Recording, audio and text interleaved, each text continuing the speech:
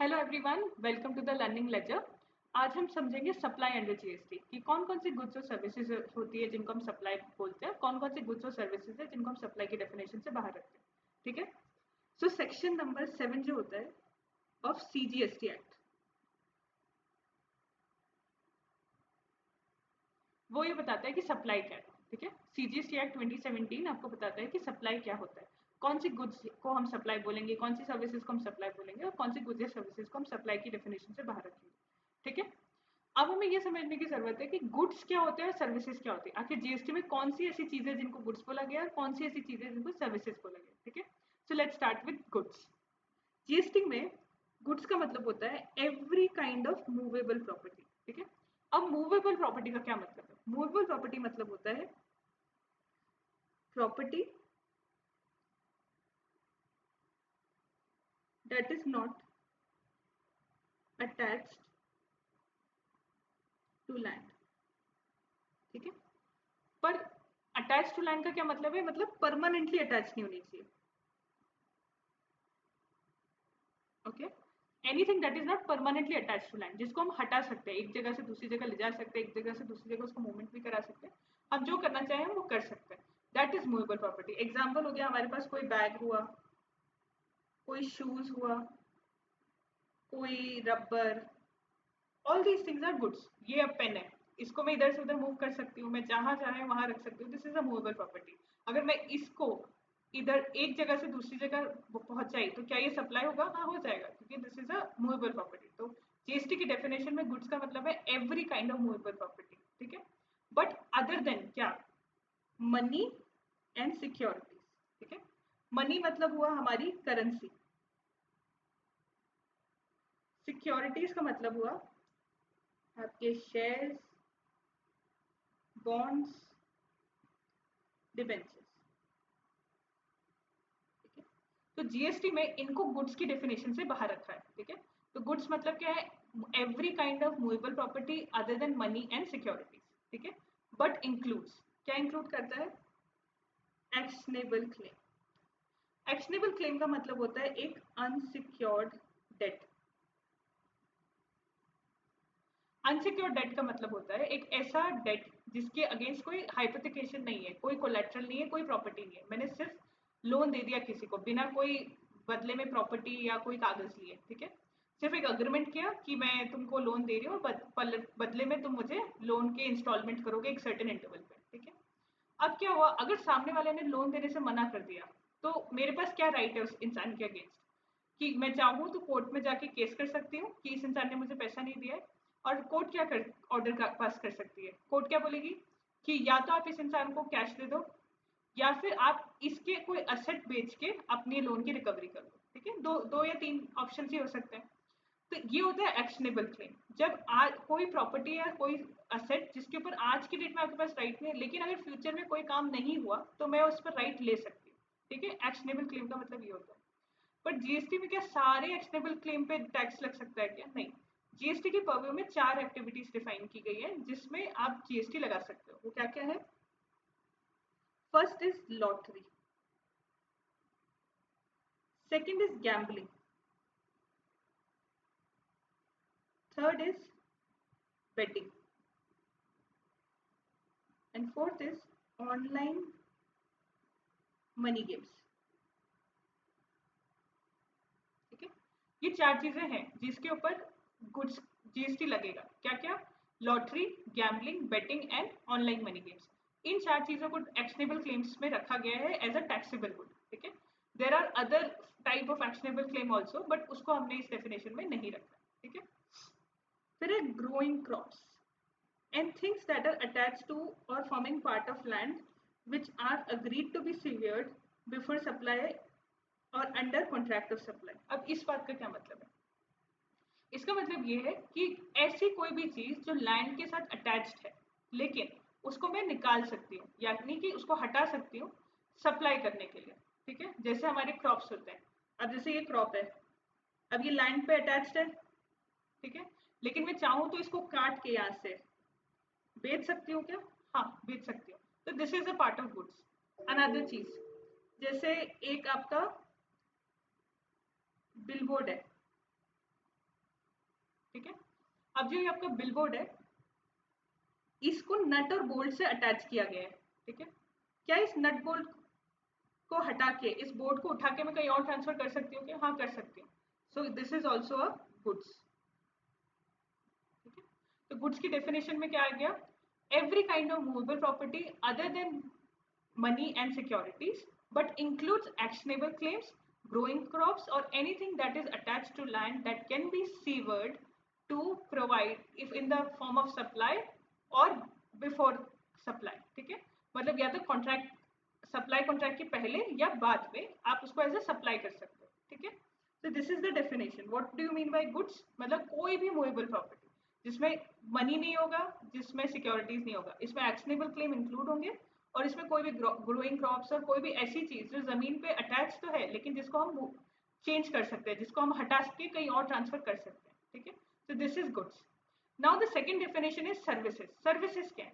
तो सर्विसेज की एक नेगेटिव डेफिनेशन है। मतलब क्या हुआ? Anything other than goods, money and securities. Service मतलब क्या हुआ? कोई भी चीज जो गुड्स नहीं है। तो जो भी गुड्स नहीं है वो सर्विस है, ठीक है। और मनी और सिक्योरिटीज ना ही गुड्स है ना ही सर्विस है, ठीक है। तो शेयर, डिबेंचर, बॉन्ड्स, कोई भी तरह की करेंसी ना ही वो गुड्स की डेफिनेशन में ना ही वो सर्विसेज की डेफिनेशन में, ठीक है।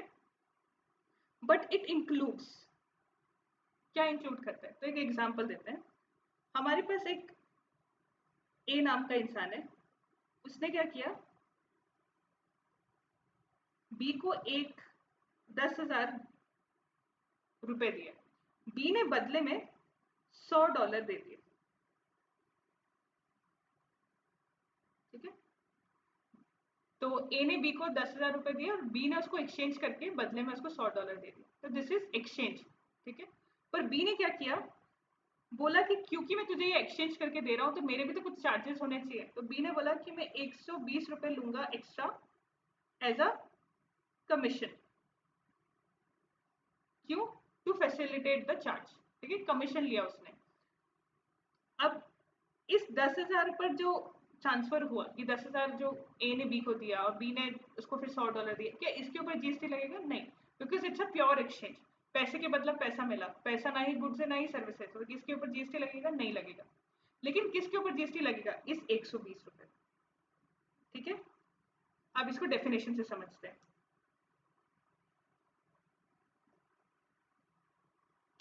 Activities relating to use of money or its commission by cash or by any other mode from one form, currency or denomination for which a separate consideration is charged, ठीक है। एक separate consideration जिस चीज के लिए charge किया गया उसको, उसके ऊपर उसको सर्विसेज की डेफिनेशन में रखा है, ठीक है। जैसे हमारे वाले एग्जांपल में क्या था?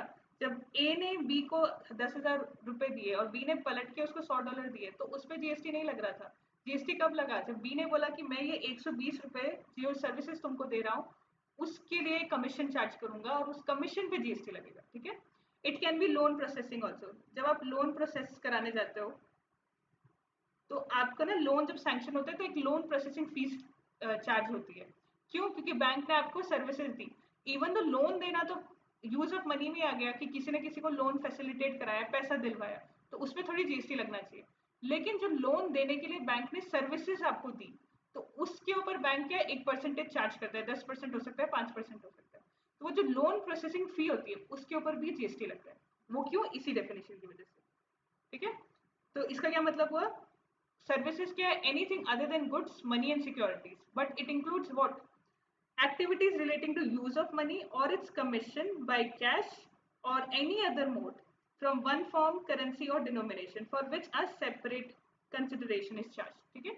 कोई भी ऐसी सर्विसेज जो आपने यूज ऑफ मनी करने के लिए दी, जिसके बदले आपने कोई एक्स्ट्रा कमीशन या कोई एक्स्ट्रा इनकम चार्ज की, उसको सर्विसेज के डेफिनेशन में रखेंगे, ठीक है। सेकेंड क्या चीज है? Consideration charge for facilitating and arranging securities. ये कौन हुआ? हमारा stock broker.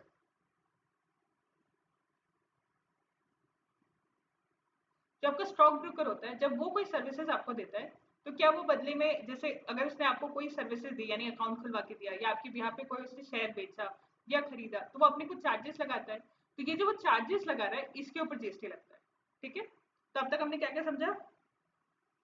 What is goods, Good means every kind of movable property other than money and securities, but includes actionable claims, growing crops, and land. Anything attached to land that can be severed before supply or for a contract of supply. ठीक है? And what is services means anything other than goods, money, and securities, but it shall include any activities relating to use of money by way of commission or consideration in any form from one currency to another currency or in any denomination. ठीक है? Or it also includes any consideration charged for facilitating or arranging securities. ठीक है? तो ये दो चीज समझिए हम, गुड्स क्या होता है और सर्विसेज क्या होता है. ठीक है? अब हम समझते हैं कि सप्लाई क्या है. ठीक है? अब तक हमने सप्लाई के बारे में कुछ नहीं समझा है. ठीक है? अभी तक हमने सिर्फ ये समझा कि गुड्स क्या होते हैं और सर्विसेज क्या होती है. नाउ वी विल अंडरस्टैंड कि सप्लाई क्या है. तो सेक्शन नंबर 7 जो होता है ऑफ CGST एक्ट,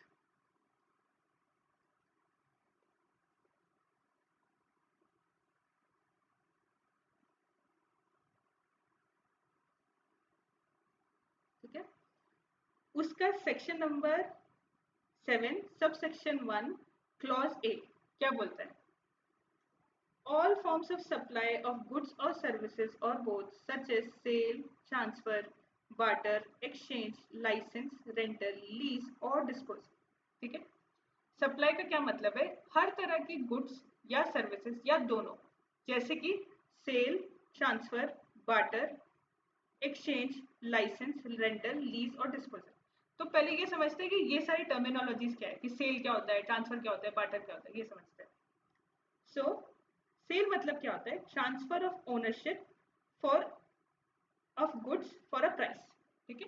जब भी मैं किसी गुड्स को किसी और को बेची और मैंने उसकी गुड्स की ओनरशिप किसी और को दे दी और बदले में मुझे कंसिडरेशन मिल गया in a course of business.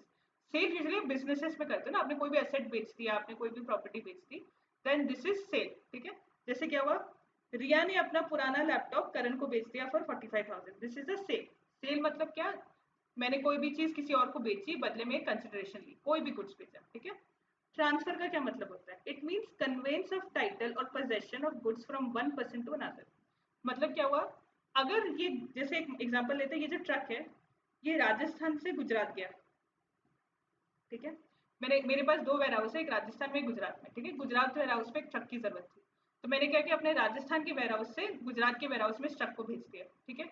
So this is transfer, क्योंकि मैंने क्या किया, एक जगह से दूसरी जगह एक गुड्स का पोजेशन ट्रांसफर कर दिया. This is the definition of transfer.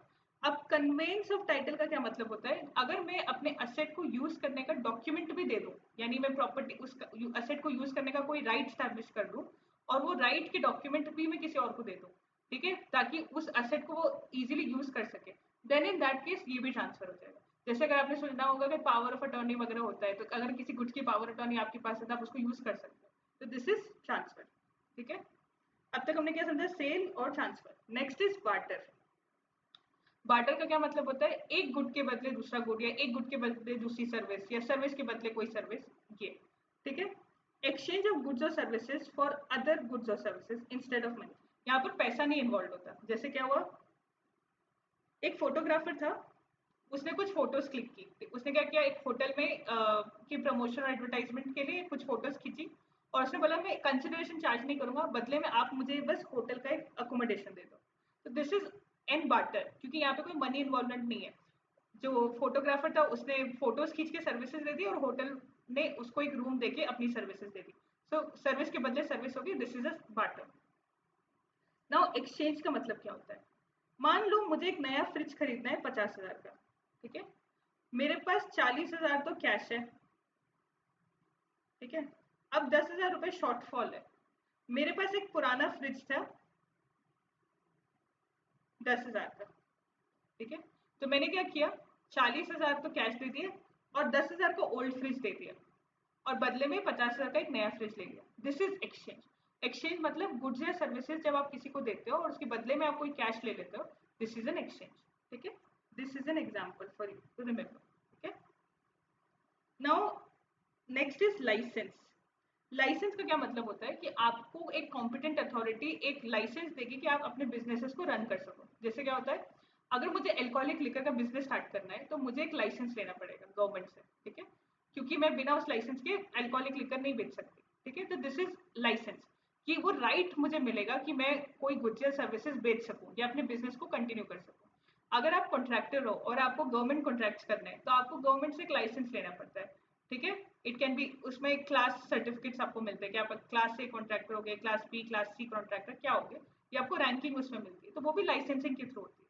So this is license. License का मतलब क्या हुआ, जब आपने कोई भी बिजनेस ऑपरेशन को करने के लिए आपने किसी कॉम्पिटेंट अथॉरिटी से कोई राइट लिए, that is called license. Permission granted by a competent authority to engage in a business or occupation, ठीक है, देन दिस इज लाइसेंस। अब लीज और रेंटल क्या होता है? लीज और रेंटल में एक डिफरेंस जो है, लीज यूजुअली हायर ड्यूरेशन के लिए होती है और lease usually small, rental usually smaller duration के लिए होता है। ठीक है। लीज में क्या होता है, आपको राइट टू यूज असेट मिलता है, कोई भी असेट को यूज करने का आपको राइट मिलता है एक लंबे ड्यूरेशन के लिए, और बदले में आप लीज पेमेंट करते हो। ठीक है। रेंटल में क्या होता है, आप किसी भी आई गुड्स या सर्विसेज को यूज कर सकते हो फॉर अ शॉर्टर ड्यूरेशन, और बदले में आप रेंटल पे करते हो। ठीक है।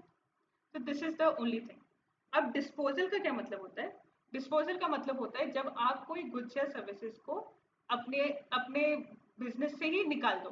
ठीक है। आपने किसी गुड या किसी आइटम को अपने बिजनेस से ही निकाल दिया। जैसे कि एग्जांपल क्या है, कंपनी जो थी उसने डोनेट कर दिया old furniture to a charitable school. ठीक है। कंपनी के पास पुराने फर्नीचर पड़े हुए थे, वो कंपनी के किसी काम नहीं आ रहे थे, तो कंपनी ने क्या किया, किसी स्कूल में जाके डोनेट कर दिया कि उनके काम आ जाएगा। दिस इज अ डिस्पोजल, कि परमानेंटली मैंने अपने बिजनेस से किसी गुड या किसी गुड्स को ट्रांसफर ही कर दिया। ठीक है। हो सकता है कि मैं अपने पूरे के पूरे बिजनेस को भी किसी और को ट्रांसफर कर दूं, तो वो भी डिस्पोजल है। ठीक है। So this is disposal.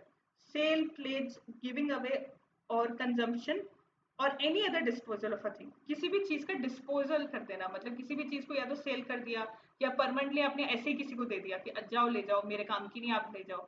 तो ये सारी चीजें जो होती है वो डिस्पोजल की डेफिनेशन में आती है। तो अब तक हमने सप्लाई क्या समझा था, it is any form of goods or services or both, such as activities undertaken maybe for goods or services such as क्या क्या, sale, transfer, barter, exchange, license, lease, rental और disposal। ठीक है। तो इनमें से कोई भी चीज अगर आपने की तो दैट इज अ सप्लाई। अब इसके आगे की कंडीशन क्या है, to be made for a consideration by a person in the course or furtherance of a business। ठीक है। कोर्स और फर्दरेंस ऑफ बिजनेस, बिजनेस के यूज के लिए आपने कोई काम किया फॉर अ कंसिडरेशन। ठीक है। समझते हैं कि कंसिडरेशन क्या है, बिजनेस क्या है। ठीक है। कंसिडरेशन का मतलब होता है पेमेंट इन मनी और अदरवाइज फॉर द सप्लाई। ठीक है। कोई भी गुड्स या सर्विसेज मैंने दी और बदले में मुझे कोई कंसिडरेशन मिली। It can be in terms of cash, it can be in terms of kind also. जैसे कि एक सीए है हमारे पास, रामू। ठीक है। रामू गया एक लैपटॉप स्टोर पे और बोला मुझे 1 लाख का लैपटॉप दे दो। ठीक है। और बदले में मैं आपको 1 लाख की कंसल्टेंसी दे दूंगा। This is also consider. तो यहाँ पे कंसिडरेशन क्या है, 1 लाख रुपए। ठीक है। क्यों? क्योंकि लैपटॉप की वैल्यू 1 लाख रुपए है और रामू ने बदले में कंसल्टेंसी सर्विसेज दे दी, तो हियर कंसिडरेशन क्या है, 1 लाख। इवन दो कोई कैश नहीं है। ठीक है। कोई कैश इन्वॉल्व नहीं है। लैपटॉप स्टोर ने रामू को लैपटॉप दे दिया, रामू ने बदले में कंसल्टेंसी सर्विस दे दी। तो क्या इसमें कोई कैश इन्वॉल्वमेंट हो रहा है? नहीं। पर क्या इसमें कंसिडरेशन नहीं है? है। क्यों? क्योंकि 1 लाख रुपए जो लैपटॉप की वैल्यू है और उस 1 लाख की कंसल्टेंसी जो रामू ने लैपटॉप को दी है, लैपटॉप स्टोर को दी है, ये दोनों चीजों को अगर आप देखोगे तो आपको पता चलेगा कि कंसिडरेशन 1 लाख रुपए की बन रही है। ठीक है। So consideration means payment in money और अदरवाइज फॉर द सप्लाई। ठीक है। तो मनी में भी हो सकता है, काइंड में भी हो सकता है। ठीक है। अनदर पॉइंट क्या है, monetary value of any act और forbearance of for the supply. ठीक है। तो monetary value of an act तो हमने समझ ही लिया, जैसे यहाँ पे हमारे 1 लाख लैपटॉप की वैल्यू थी, तो this is the monetary value. तो लैपटॉप की अगर कोई वैल्यू है या कोई भी गुड्स या आइटम की कोई वैल्यू है, वो मॉनेटरी वैल्यू बन जाता है। अब फोरबेरेंस ऑफ एक्ट क्या होता है? फोरबेरेंस का मतलब होता है ना करना। अगर आपको कोई काम ना करने के पैसे मिले तो वो भी कंसिडरेशन है। जैसे क्या होता है, यहाँ पे एक ए है, इसकी ना एक शॉप है, बी बोल रहा है कि मुझे भी इसी एरिया में अपनी शॉप बनानी है। ठीक है। ए ने बोला कि मत बनाओ, क्योंकि अगर तुमने इधर ही शॉप बना दी तो क्या होगा कि मेरे कस्टमर डिवाइड हो जाएंगे। तो ए ने बोला कि मैं तुमको 5,000 रुपये हर महीने दूंगा 3 साल तक, ठीक है, तुम इस एरिया में दुकान मत बनाओ, ठीक है। ये क्या है, नॉन कॉम्पीट फीस। इसके ऊपर जीएसटी लगेगा क्या, लगेगा। क्यों, कोई काम ना करने के अगर पैसे मिले तो उस पे जीएसटी लगेगा, ठीक है। तो this is a very good example that you need to remember. Another एक और चीज क्या हो सकती है आपकी होटल के, जब आप होटल में कैंसिलेशन करा देते हो तो कैंसिलेशन पे जो चार्जेस लगते हैं ना उस पर जीएसटी लग जाता है। क्यों, क्योंकि आप होटल में आप नहीं आ पाओगे, ठीक है, आपने वो काम नहीं किया, आपको ना करने की वजह से आपके ऊपर एक पेनल्टी लगी, ठीक है। तो that is also a GST. मतलब फोरबेरेंस मतलब या तो आपने कोई काम नहीं किया और उसकी वजह से आपके ऊपर पेनल्टी लग गई, या फिर आपको कोई काम ना करने के पैसे मिले तो उसके ऊपर भी जीएसटी लगेगी। तो पेनल्टी पे भी जीएसटी लगता है इसी वजह से, इसी कंडीशन की वजह से। इसलिए जब आप होटल में कैंसिल कर देते हो और आपके ऊपर कैंसिलेशन चार्जेस लगते हैं तो उस पर जीएसटी लगता है, क्योंकि वो आपको एक पेनल्टी लगाते हैं, क्योंकि आप होटल में नहीं आए और उसकी वजह से होटल को नुकसान हुआ, उस पेनल्टी में भी जीएसटी लगेगा, because you didn't do something, forbearance of an act, कि कोई काम ना करने के पैसे मिलना, ठीक है। बाय रिसिपेंट और एनी अदर पर्सन। तो अब तक हमने क्या समझा, पेमेंट इन मनी और otherwise for the supply, monetary value of an act और forbearance for the supply by a recipient और एनी अदर पर्सन। मतलब ये जो भी पैसा है वो किसी रिसिपेंट को दिया या किसी और इंसान को जो ये सप्लाई दे रहा था उसको आपने ये पैसा दिया, तो दिस इज अ कंसिडरेशन, ठीक है। अब कंसिडरेशन में एक और इंपॉर्टेंट पॉइंट है deposit. Deposit to be considered as a payment only when the supplier applies such deposit as a consideration, ठीक है। इसका क्या मतलब हुआ, हमारे पास ए है और बी है, ए ने बी को 10,000 रुपए एज अ डिपॉजिट दिए कि तुम अपने पास रखना संभाल के, इसको किसी को देना मत, ठीक है। बी ने ए को 60,000 के गुड सप्लाई किए,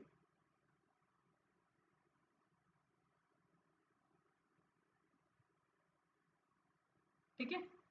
अब क्या हुआ, ए के पास 50,000 रुपए से तो ए ने 50,000 बी को दे दिए, ठीक है, पर 10,000 अभी भी शॉर्टफॉल है। अगर बी ने इस 10,000 के डिपॉजिट को यूज कर लिया टू पे फॉर गुड्स, तो ये कंसिडरेशन हो गया। अगर बी ने यूज नहीं किया तो इट इज नॉट कंसिडरेशन। तो ये कंडीशनल है।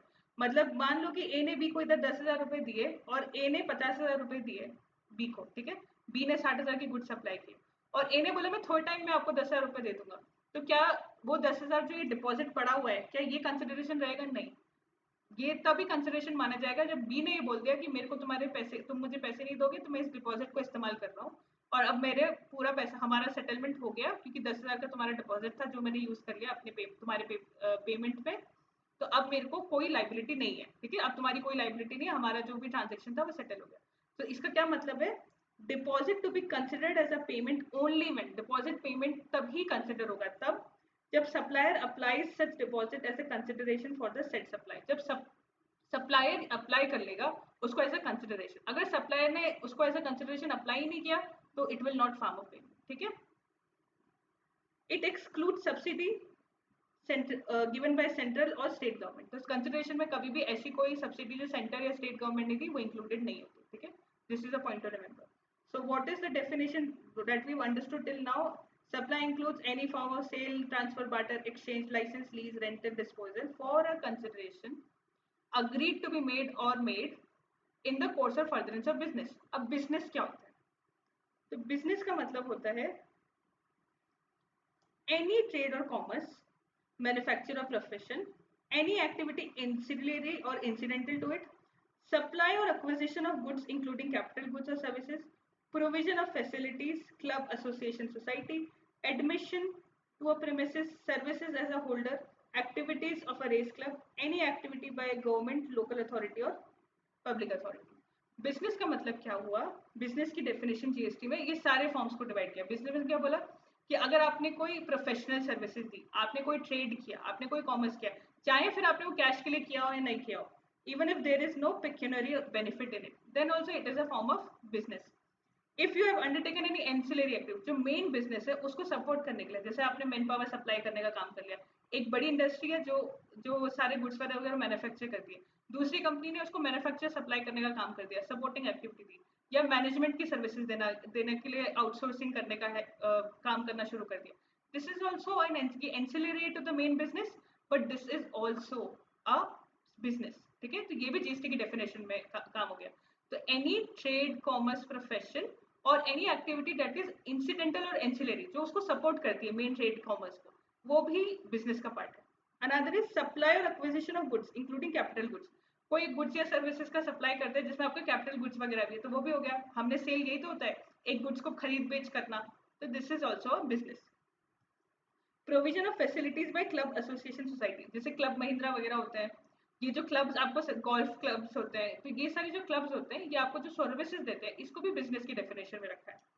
Another is provision admission for a consideration to any premises, आप किसी म्यूजियम में जाते हो, आपको एक एडमिशन फी लगती है, तो ये जो एडमिशन फी म्यूजियम आपसे चार्ज कर रहा है, this is also part of business thing, ठीक है। आप किसी कॉन्सर्ट में गए, वहां आपने कोई टिकट के लिए पैसा दिया, this is also admission fee, तो ये भी एक बिजनेस का फॉर्म है।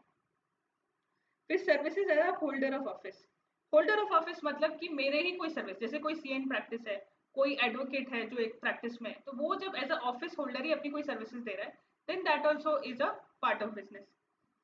Activities of a race club, कोई रेस क्लब अगर मैनेज कर रहा है, उसने कोई सर्विसेज दी, that is also business. Any activities जो central government, state government, public authority ने की, वो भी सर्विस की डेफिनेशन में आता है। तो बिजनेस की ये पूरी डेफिनेशन है that you need to remember, मतलब बहुत रटने की जरूरत नहीं है, लेकिन हाँ अगर कोई क्वेश्चन एमसीक्यू वगैरह में कहीं आगे कि बिजनेस की डेफिनेशन में क्या क्या है, तो आपको पता होना चाहिए कि ये सारे एरिया है जो बिजनेस की डेफिनेशन में आते हैं, ठीक है। अब तक हमने सप्लाई में क्या समझा, मतलब अगर ऋषभ ने कोई कार खरीदी for his personal use, after year he sells it to car dealer, क्या ये सब बिजनेस हुआ? नहीं है। क्यों?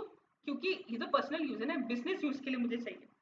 मणिकर्णिका ने अपने गोल्ड बैंगल वगैरह बेच दी है कुछ काम के लिए, पर्सनल यूज के लिए कोई गोल्ड, क्या ये बिजनेस है? नहीं, पर्सनली कुछ काम कर रही है, तो ये बिजनेस नहीं है। Sundaram Acharya a famous actor paint some painting and sells them, क्या ये सप्लाई हो गई? हाँ, क्योंकि उसने पेंटिंग भी बनाई, बिजनेस यूज के लिए भी है, तो this is a supply.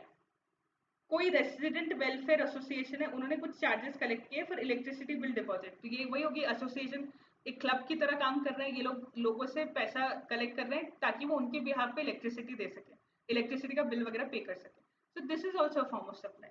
Another is service of admission to a cinema hall, amusement park, ये सब भी सप्लाई की डेफिनेशन में। क्यों? Because these are part of businesses, ये बिजनेस नहीं था, ये पर्सनल यूज था, ठीक है। This is also not business, ये भी पर्सनल यूज है, तो ये दोनों सप्लाई नहीं हो रहे थे। अगर आपने कोई अपने पर्सनल ज्वेलरी बेचती, पर्सनल गाड़ी बेचती, तो क्या इसके ऊपर जीएसटी लगेगा? नहीं, क्योंकि आप पर्सनल यूज के लिए कर रहे हो। जीएसटी उन्हीं चीजों पे लगेगा जो आप बिजनेस के लिए कर रहे हो, ठीक है। तो अब अगर इन शॉर्ट में समझू कि 7(1)(a) है क्या, 7(1)(a) बोलता है all form of supply of goods or services or both such as sale, transfer, barter, exchange, license, rental, lease or disposal made or agreed to be made for a consideration by a person in the course or furtherance of business, ठीक है। so this is what our section 7(1)(a) was, ठीक है। second 7(1)(a) क्या बोलता है? The activities or transaction by a person other than an individual to its member or constituent or vice versa for cash, deferred payment or other valuable consideration. इसका क्या मतलब है? एक मेरे पास है क्लब महिंद्रा, उन्होंने क्या किया, कोई गुड्स या सर्विसेज आपको दी, जैसे क्लब महिंद्रा, गोल्फ क्लब्स होते हैं, ये आपको कुछ सर्विसेज देते हैं, ठीक है। उस सर्विसेज के बदले ये आपसे एक मेंबरशिप फी चार्ज करते हैं, इस मेंबरशिप फी को सप्लाई बोलेंगे, ठीक है। तो this is the main meaning of this subsection, ठीक है। तो 7(1)(a) में बताया कि कौन कौन सी फॉर्म ऑफ सप्लाई हो सकती है, सेल, एक्सचेंज, परचेज, ट्रांसफर, किसके लिए? फॉर अ कंसिडरेशन, हमेशा याद रखना है, for a consideration in course और फर्दरेंस ऑफ बिजनेस, ठीक है। 7(1)(a) ने ये बोला। 7(1)(a) में क्लैरिफिकेशन लेटर ऑन हुआ था, इनिशियली जब जीएसटी आया था तब 7(1)(a) नहीं था, ये बाद में इंट्रोड्यूस किया गया था एक क्लैरिफिकेशन की तरह, कि इस सबसेक्शन का मतलब ये था कि अगर कोई भी क्लब कोई भी एसोसिएशन ने अपने किसी मेंबर को कोई सर्विसेज दी और कोई चार्जेस चार्ज किए तो उस चार्जेस पे जीएसटी लगेगा। वाइस वर्सा भी है, अगर किसी मेंबर ने भी अपने किसी क्लब एसोसिएशन को कोई सर्विस दी देन ऑल्सो जीएसटी लग जाएगा। ठीक है, by a person other than an individual. पर याद रखना कि जो मेंबर है वो इंडिविजुअल नहीं होना चाहिए। ठीक है, तो anybody other than the individual, मतलब जैसे कोई टैक्सेबल पर्सन है, उसने किसी अपने ही वो किसी क्लब का मेंबर था और उस क्लब को उसने कोई सर्विसेज दी तो इस पे जीएसटी लगेगा। सिमिलरली कोई क्लब है, उसने अपने किसी मेंबर को सर्विसेज दी, पर जो क्लब है वो एक टैक्सेबल पर्सन है, देन उसके ऊपर भी जीएसटी लगेगा। ठीक है, any club that is a taxable person, अगर उन्हें कोई गुड्स या सर्विसेज अपने किसी मेंबर को दी या मेंबर ने क्लब को दी देन जीएसटी लग जाएगा। ठीक है, the activities or transaction by a person other than an individual to its member or constituent or vice versa for cash, deferred payment, other valuable consideration, always remember। ठीक है, any taxable person अगर किसी ने services दी अपने किसी member को, in that case supply की definition में फॉल हो जाएगा, जीएसटी लगाना पड़ेगा। ठीक है, तो these were two sub section. Section 7(1) इस तरह से कंप्लीट हुआ। 7(1) में क्या क्या हुआ, सप्लाई का क्या मतलब होता है और एक और क्लैरिफिकेशन। तो 7(1)A एंड 7(1)AA यहाँ पे खत्म। अब सेक्शन 7B क्या बोलता है? Section 7B it says importation of service for a consideration whether or not in course or furtherance of business। मतलब मैंने कोई भी सर्विस इंपोर्ट की, ठीक है, लेकिन जरूरी नहीं है मैंने कोई बिजनेस के लिए उसको किया, मैंने पैसा दिया। इंपोर्ट और सर्विस मतलब क्या होता है कि मैंने इंडिया के बाहर से कोई सर्विसेज ली और उसके बदले मैंने पैसा दिया, कोई कंसिडरेशन चार्ज किया, और उसके बदले उस पर जीएसटी लगेगा कि नहीं लगेगा? लगेगा। रीजन बस इसीलिए कि चाहे वो बिजनेस के लिए हो चाहे वो बिजनेस के लिए ना हो, इंपोर्ट ऑफ सर्विस पे अगर आपने कोई भी कंसिडरेशन चार्ज किया देन इन दैट केस उस पर जीएसटी लगेगा। क्यों? क्योंकि सेक्शन 7B ये बोलता है। ठीक है, और अच्छे से समझते हैं।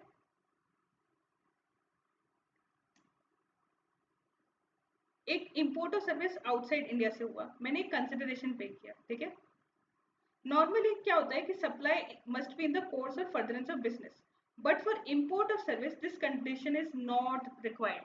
इंपोर्ट ऑफ सर्विस के लिए ये कंडीशन की कोई जरूरत ही नहीं है, उन्होंने इस कंडीशन को रखा ही नहीं है।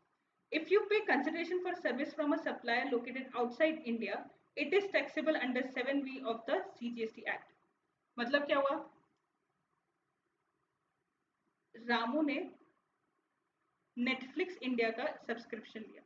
ठीक है, नेटफ्लिक्स का सब्सक्रिप्शन ले लिया, is it import of service?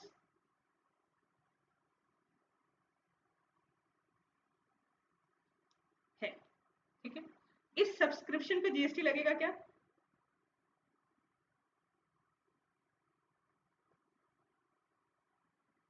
लगेगा। रीजन बस इतना ही कि अगर कभी भी, चाहे रामू का बिजनेस कुछ है कि नहीं है, रामू का पर्सनल कोई काम है कि नहीं है, उससे कोई फर्क नहीं पड़ता, लेकिन अगर रामू ने कोई भी इंपोर्ट की services from outside India then in that case उसके ऊपर जीएसटी लगेगा। क्यों? Section 7(1)B of the CGST act ये बात बोलता है। ठीक है, तो अब तक हमने क्या क्या समझा? हमने समझा कि 7(1)A बोलता है कि सप्लाई इंक्लूड्स, देखिए it is an inclusive definition, always remember that. Inclusive definition का मतलब है कि ये सारी चीजें हैं जो सप्लाई में आती है, लेकिन इसकी जैसी भी कोई सर्विसेज भी हुई या कोई फॉर्म हुआ उसको भी सप्लाई में बोलेंगे। मतलब सेल, एक्सचेंज, ट्रांसफर, बार्टर के अलावा ऐसी रिलेटेड कोई और एक्टिविटी भी है तो वो भी सप्लाई की डेफिनेशन है, because it's a inclusive, it's an inclusive definition, supply includes. ठीक है, उसके बाद हमारे पास है 7AA। 7AA क्या बोलता है कि अगर किसी भी taxable person as a club या एसोसिएशन ने अपने किसी मेंबर को कोई सर्विसेज दी देन इन दैट केस, और उसके बदले में उन्होंने कोई कैश या कंसिडरेशन चार्ज किया then in that case GST लगेगा। ठीक है, 7B क्या बोलता है? Importation of service. Importation of service का मतलब क्या होता है कि कोई भी इंडिया के बाहर से आपने कोई सर्विसेज इंपोर्ट की for a consideration other than business, मतलब बिजनेस हो चाहे ना हो, whether or not for business or business use. ठीक है, then in that case that is also supply. तो अब तक हमने ये तीन चीजें समझी। ठीक है, सो टिल नाउ हमने ये तीन प्रोविजन कवर कर लिए। ठीक है, इन द नेक्स्ट सेक्शन हम समझेंगे कि शेड्यूल 1 क्या होता है। ठीक है, तो जो शेड्यूल 1 होता है वो बताता है कि what are the goods or services made or agreed to be made without a consideration that will be classified as supply.